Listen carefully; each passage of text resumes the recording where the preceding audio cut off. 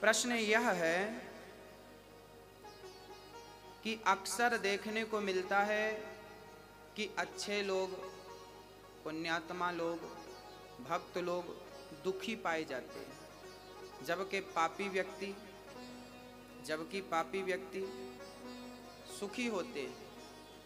कभी कभी समझ में नहीं आता कि ऐसा क्यों होता। क्या ईश्वर की अदालत गलत निर्णय देती है?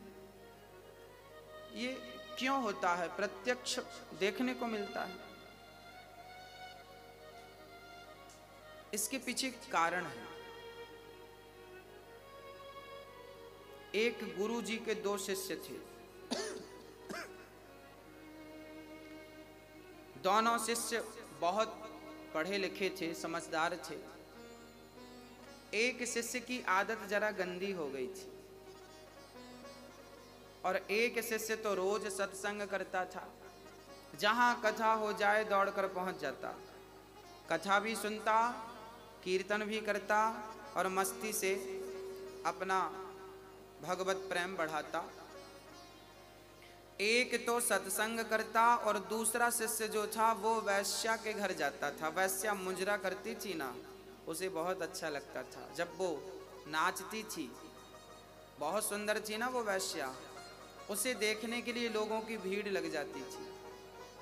आपने भी देखा होगा, आज भी गांव में कथा भागवत सुनाने, अभी हम कथा सुनाने गए थे बिहार में,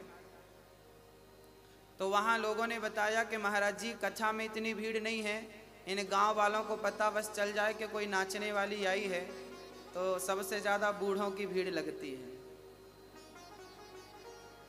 ये बूढ़े लोग ना पता नहीं क्या देखना चाहते हैं, इनकी आंखें बड़ी प्यासी हैं। बहुत गंभीरता से समझिएगा, ये जो आंखें हैं ना आपकी, शरीर पूरा होने को आया पर अभी तक देखने की इच्छा पूरी नहीं हुई। आज भी मुजरा देखने का मन कर रहा है, आज भी नाचने वाली को देखने का मन कर रहा है, आज भी सुंदरता पर मन लट्टू है। एक सुंदर स्त्री गुजर रही थी, किसी ने कहा वाह कितनी सुंदर है। हमने कहा पागल, तू इसकी सुंदरता के पीछे पड़ा है, अभी तूने सुंदरता देखी कहाँ है। जिस दिन मेरे बांके बिहारी की सुंदरता देखेगा ना, पागल हो जाएगा। ये दुनिया हमें तब तक ही अच्छी लगती है जब तक हमें भगवान का स्वाद नहीं मिल जाता, और मिलने की देर है, केवल देर है।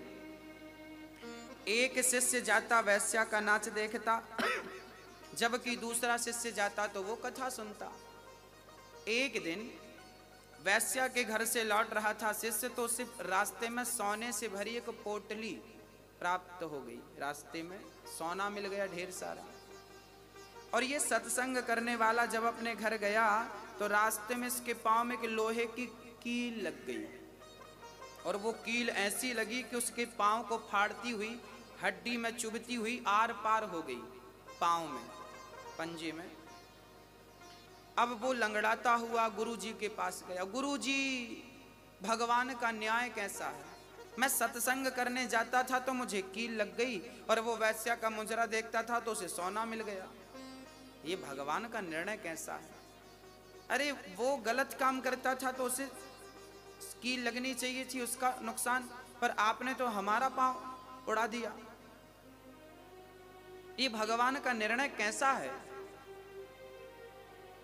तब गुरुजी ने कहा, बेटा तुम केवल वर्तमान की देखते हो, तुम केवल वर्तमान की सोचते हो, जबकि ईश्वर भूत और भविष्य को देखकर निर्णय लेता है।